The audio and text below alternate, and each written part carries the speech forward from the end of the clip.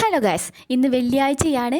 ഉറക്കത്തിന് ആഴം കൂടുട്ടോ. ഒരു 10-15 മിനിറ്റ് പൊന്നു പൊന്നു പൊന്നു പൊന്നു എന്ന് വിളിച്ചിട്ടാണ് എൻ്റെ അർജുമണി ഒന്ന് എണീറ്റ് വന്നത്. കുഞ്ഞുമണി നല്ല ഉറക്കാണ്. ഇന്ന് കുളിയൊക്കെ കഴിഞ്ഞ് റെഡി ആയപ്പോഴും സ്കൂളിൽ പോകാൻ വേണ്ടിയിട്ട് ഇന്ന് കുറച്ച് മടിയുള്ള ദിവസമാണ് കേട്ടോ.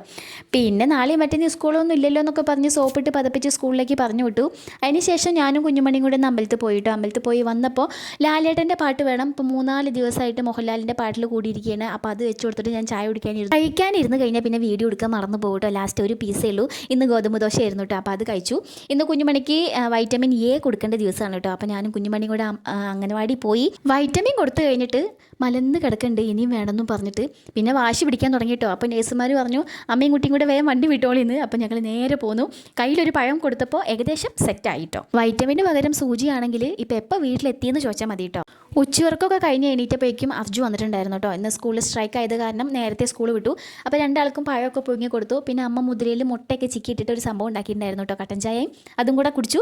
അത് കഴിഞ്ഞപ്പോഴേക്കാണ് ആദ്യകുട്ടനും മാവിനെയും ഫ്രണ്ട്സും കൂടെ വന്നത് കേട്ടോ. അവർ പാടത്തേക്ക് പോവുകയാണ്. അപ്പോൾ മേമ വരുന്നുണ്ടോ എന്ന് വെച്ചപ്പോൾ ഞങ്ങളും പോയിട്ടോ.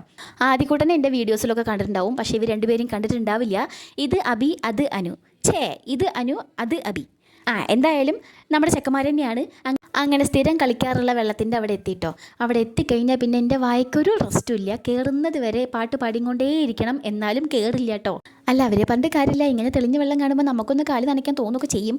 അങ്ങനെ പിന്നെ ഞാൻ ഒറ്റയ്ക്ക് കുറച്ച് വീഡിയോസൊക്കെ എടുത്ത് കൂട്ടിയിട്ടോ. ഏട്ടന്മാരുടെ കൂടെ കളിച്ചിട്ടും അർജുനും മതിയാവണേ ഇല്ല. സന്തോഷം കൊണ്ട് ഇങ്ങനെ പുളകി തന്നെ ആവുകയായിരുന്നു കേട്ടോ. ആവണയാണെങ്കിൽ അങ്ങോട്ടും ഇങ്ങോട്ടും താറാവിനെ പോലെ തത്തി നടക്കുന്നുണ്ട്. പിന്നെ കാര്യങ്ങളുടെ കിടപ്പ് വശം കുറച്ച് മോശമായി തുടങ്ങിയപ്പോൾ എല്ലാവരും കൂടി പെറുക്കിക്കൂട്ടി ഞാൻ വീട്ടിലേക്ക് പോന്നു കേട്ടോ.